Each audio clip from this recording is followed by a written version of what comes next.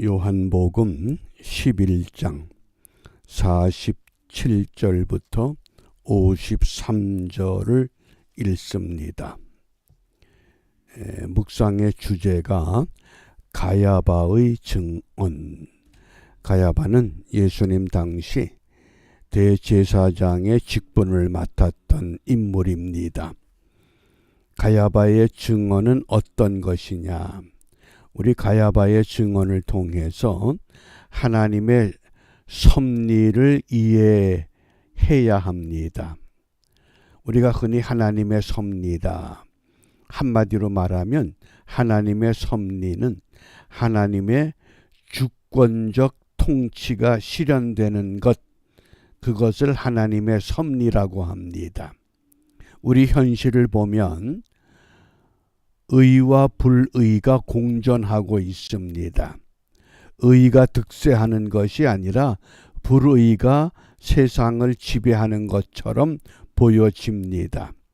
그럼에도 불구하고 역사의 배후에는 하나님의 섭리, 주권적 통치가 이루어져 가고 있다고 하는 것, 그것 때문에 우리가 실망하지 않습니다. 그것 때문에 반드시 하나님이 다스린다고 하는 것을 확신하게 됩니다. 그러므로 우리가 이번 주 암송할 성구 고린도전서 10장 13절 말씀으로도 그러한 확신을 가질 수가 있습니다. 함께 암송합니다.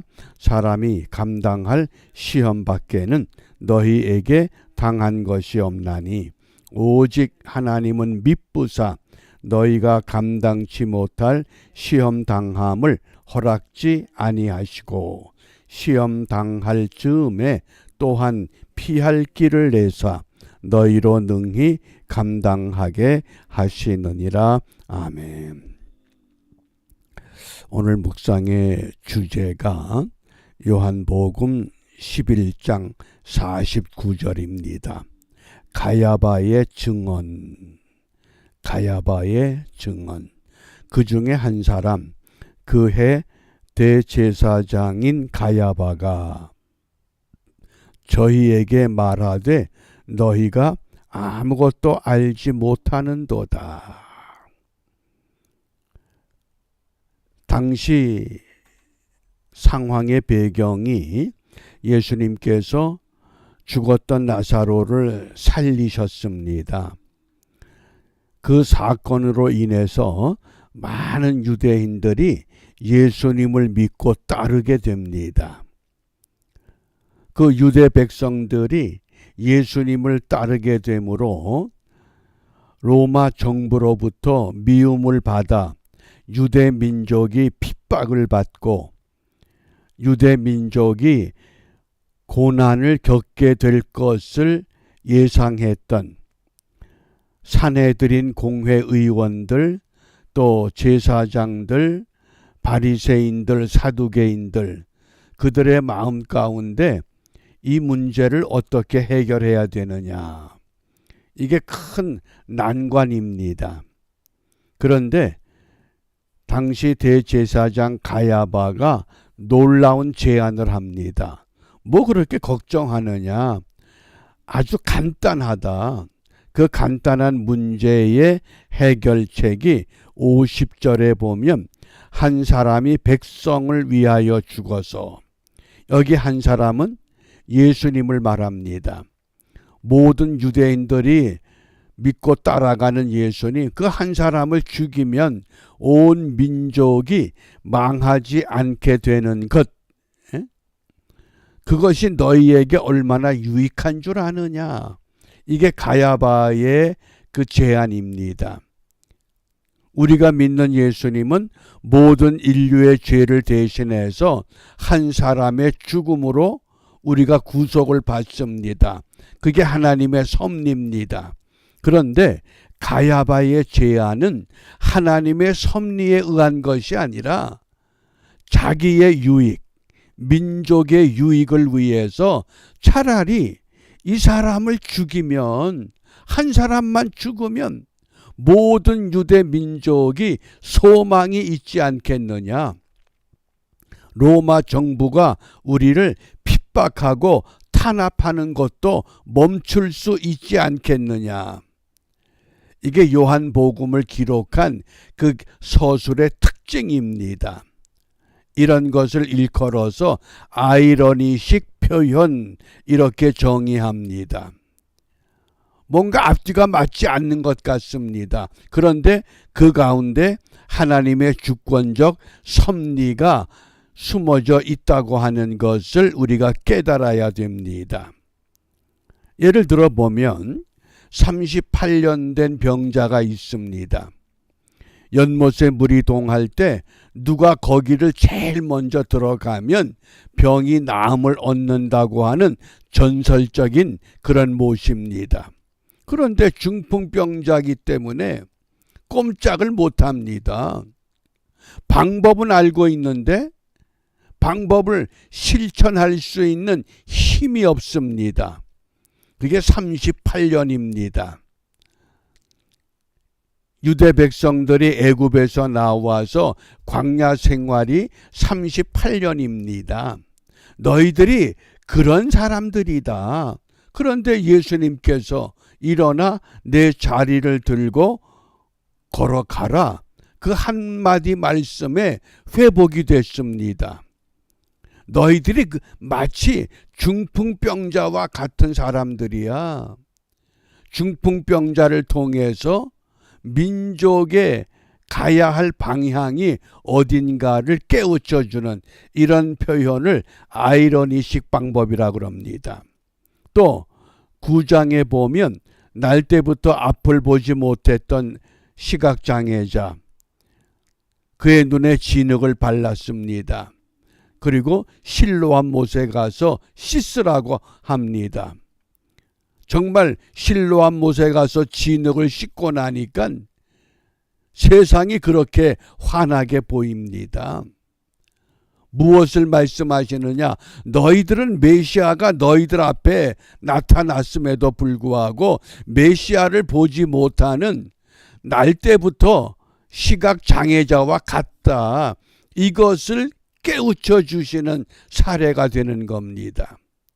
그러니까 가야바의 그 제안이 마치 우리 민족이, 유대 민족이 살아날 소망이 보이는 것 같이 모든 공회의원들이 동의를 하게 됩니다. 그래서 오늘 요한복음 11장 51절 하반절 52절에 보면 예수께서 그 민족을 위하시고 또 그 민족만 위할 뿐 아니라 흩어진 하나님의 자녀를 모아 하나 되게 하기 위하여 죽으실 것을 미리 말함이러라. 가야바가 제안한 것은 하나님의 구속의 도리, 십자가의 도리를 제안한 것이 아니라 자기들의 이기적인 목적을 달성하기 위해서 예수님 한 사람만 죽으면 되지 않느냐. 그런데 그 결론은 뭡니까? 하나님의 구속의 도리, 하나님의 주권적 섭리가 그대로 이루어지는 방편이 됐다고 하는 말씀입니다. 이런 것을 아이러니식의 표현이라고 오늘 요한복음에서 우리가 찾아냅니다. 에베소서 1장 11절에 보면 모든 일을 그 마음의 원대로 역사하시는 자의 뜻을 따라, 역사를 마음대로 움직여 가시는 하나님의 뜻에 따라서 우리가 예정을 입어 그 안에서 기업이 되었다. 이게 하나님의 주권적 섭리의 아주 중요한 말씀입니다. 어떻습니까? 우리 현실을 보면, 지구촌에서 일어나는 모든 사건들을 보면 도대체 정의로우신 하나님이 과연 우리와 함께 하시는가? 재판의 과정을 보든지 불의한 자가 법망을 요리조리 피하면서 희죽희죽 웃는 모습을 볼 때마다 분통이 터집니다. 그런데 분명히 하나님은 오늘 말씀하십니다. 주권적 섭리가 이루어지고 있다. 하나님이 통치하신다. 그게 섭리입니다. 악한 것이 악한 방법으로 선을 짓밟는 것 같지만은, 그러나 하나님은 그 속에서 어떻게 역사하신다고 말씀합니까? 모든 것이 합력하여 좋은 결과를 이루어내 가시는 것, 그것이 하나님의 섭리요 하나님의 통치 방법입니다. 하나님이 직접 통치하면 악한 것은 벌을 주고 선한 것은 상을 주고 그렇게 하시겠지만은, 아직은 결정적인 심판의 때가 아니기 때문에 하나님이 믿음의 사람들을 지금 저울질하십니다. 그러므로 우리가 이 말씀을 통해서 예수를 아는 것이냐, 예수를 믿는 것이냐, 이것을 분명히 가늠할 수 있어야 됩니다. 내가 예수를 알고만 있는가, 아니면 예수를 믿고 있는가? 어떤 고통과 어떤 해가 나를 괴롭고 힘들게 할지라도 하나님은 나와 함께 하신다. 그것이 하나님의 섭리입니다. 그러므로 우리가 무엇을 기도하느냐? 시편 103편 19절 말씀, 여호와께서 그 보좌를 하늘에 세우시고 그 정권으로 만유를 통치하시도다.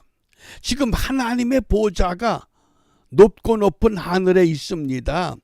그곳에서 온 지구촌을 둘러보시며 통치하고 계신다. 이게 하나님의 섭리요 하나님의 통치 방법입니다. 그러므로 우리는 실망하지 않고 두려워하지 않고 이렇게 기도합니다. 하나님의 통치가 온 땅을 채워 주시옵소서. 공의를 실천하는 지도자가 세워지고 정의를 사랑하는 백성들이 날마다 증가하는 이러한 은혜가 오늘도 우리를 통해서 이 땅에 열매가 될 수 있도록 다시 한번 주님께 매어 달려 하나님의 통치를 경험하는 은혜의 하루가 되시기를 바랍니다. 기도하겠습니다. 역사의 주인 되시는 아버지 하나님, 가야바의 이기적인 증언을 통해서도 하나님의 섭리를 온전히 이루어 가셨던 것처럼 오늘날 지구촌의 도처에서 일어나는 어긋난 것들을 볼 때마다 우리가 낙심하며 실망하지 않고 다시 일어설 수 있는 까닭은 하나님의 주권적 섭리가 분명히 이 땅을 다스리고 있음을 믿기 때문입니다. 비옵나니 믿음의 성도들을 통하여 이 땅에 하나님의 통치가 이루어질 수 있도록 공의를 실천하는 지도자들을 세워주시고 정의를 사랑하는 하나님의 백성들이 날로 증가되어 하나님이 만드신 이 세상 하나님 보시기에 좋았다고 하셨던 것처럼 그러한 복된 날이 우리에게 도래하도록 오늘도 미랄과 같은 신앙으로 우리의 삶을 주님 앞에 드리는 은총의 하루가 되도록 인도하여 주시옵소서. 예수님 이름으로 기도합니다. 아멘.